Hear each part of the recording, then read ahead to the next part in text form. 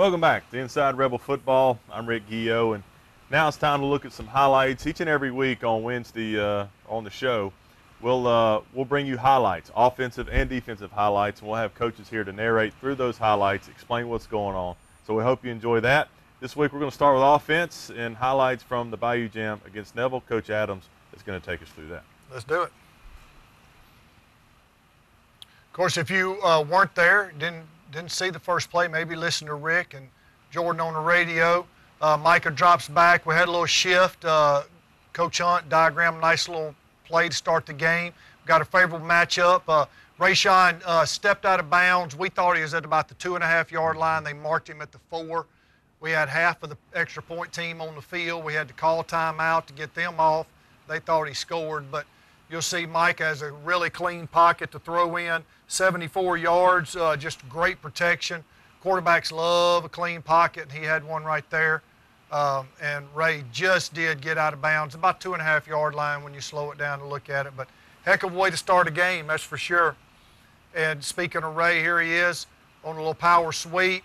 Gets outside, gets nice blocks from Noah and Hayden Federico, Nate Green, Jackson Weaver, also chipping in right there on the 10-yard gain right here. You see it a little bit better. Noah gets out there. You can see Fed right there. Fed's driving his guy, and Ray's able to get the first down, get out of bounds. Like Ray ran over Noah.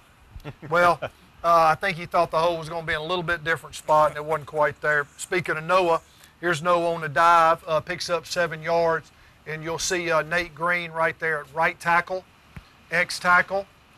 And you'll see him get up on that linebacker and get that guy engaged, and that's what gave Noah a little seam to pick up 7 yards. 7 yards for us, like a big gain. We get real excited about 7 yards. We consider that a big play. Here's Ray on the toss. Again, 8 yards here. Connor Tucker with a nice block. Also Thatcher. You'll see the center right here. Good. Gator gets out there. And Reagan Reynolds, good job. Ray's getting better and better, learning where those seams are. And he's just such a good athlete, two-way athlete for us. Noah with 10 yards on the dive. Again, Connor Tucker and Nate Green with some nice blocks. This will be a better angle to look at. Connor Tucker's on this left tackle, and Nate's on the right tackle right there. And they get up. Noah with a nice little run, breaks a tackle by a linebacker, and boy, he just runs hard. That low center of gravity really helps him out getting through there. Here's Fed with a little flat pass out to Noah. He does all the hard work and finishes in the end zone. That was a nice play. That was on 3rd down for us, which just breaks a defensive back breaks a defense's back when you give up those 3rd down touchdowns. Just an easy little play. Fed just flips it to him, and again breaks 3 tackles and gets in the end zone for our touchdown, 12 yards. Again, quarterback with a clean pocket makes it a lot easier. Micah flips it out here on a little wide receiver screen. Brett Norris gets upfield. We had some nice blocks out there. Fed again.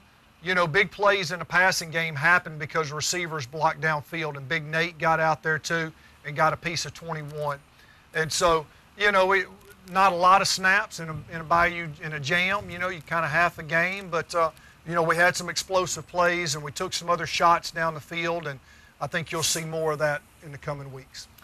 Thank you, Coach. Again, nice job by the offense. A lot of excitement in that first part of the ball game. Now we're going to turn things over to defensive coordinator Tony Osborne. He's going to take us through the defensive highlights. Let's do it. This first play is in the first series. I believe it's a 3rd and 6, and we're going to get pressure out of one of our linebackers, Chauncey Lee. Makes the quarterback pull the ball down, and you'll see defensive tackle 96, Richard Killian, and number 2, Jack DeBrule, come up and make the play. It's good pursuit and good to see Richard Killian, running like that. That's what we need out of him coming down the line of scrimmage. This is going to be 1st and 10 on the next series, and the quarterback's going to drop back. We got pretty good coverage, and we also get good pressure, and he throws the ball away. Number 45, Tag Banks, and number 8, Chauncey Lee, are chasing him right there, and he just turns and throws the ball away. But good pressure up front, good coverage in the back end. This is going to be 3rd and 6, and we're going to get good pressure by number 56, Mace Manning, who we just moved to defensive tackle this week of the Jamboree. He's going to flush him out of the pocket, and then again, we had good coverage, and Tag Banks is going to actually run him out of bounds. But you can watch Mace as the left tackle right there, number 56. He's going to have good pressure, gets through, good quickness, and Tags are going to come and actually force the quarterback out of bounds. Which brings up the next series, which is 2nd and 8. We're going to have good pursuit out of the defense to the ball. Cole Michael Stevens steps in to give Chauncey a break. Number 34, Brock Harvey at the top, does a good job pursuing to the ball. And number 45, Tag Banks, zeroes in on him for little to no gain. This is 4th down, and we normally don't do the special teams in the middle of this like this, but this was how the film was done. And this wasn't a called block punt, but Coach Arledge works the punt return, and he wanted pressure from 3 guys the whole night. And number 4, Jadis Richard, blocks the punt. He don't know where the ball goes, or maybe he could have got it. 1 foot to the right, and that's Yeah. 1st and goal at the half-yard line. Yeah, but that was a safety for us, 2 points. Brings up 1st down in the 2nd half, and we're going to have a good job coming out of the back pedal by number 6, the cornerback, Paul Manning. And, you know, we like to see if a receiver's going to catch the ball, which they are, we like to see that tackle made before they can square their shoulders up. It brings up 3rd down and 6. Going to be a good job by Jadis Richard at free safety. His inside receiver is going to run the little stop route. And before, again, you know, we talk about if they can't turn around and get their shoulders squared, then they won't have a chance at a big play. And he does a good job of coming out of his break.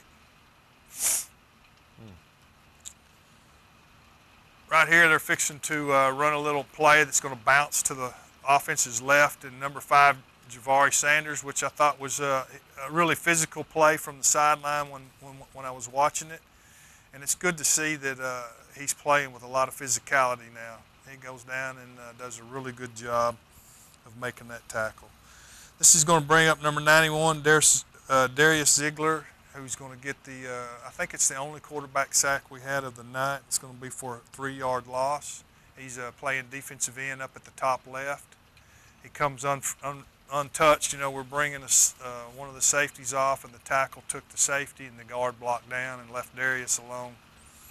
And then that's going to bring up good penetration by Mace Manning once again, and finally brings down with some help from number 8, Chauncey Lee, and A.J. Howard, number 1. But again, he penetrates, gets good penetration.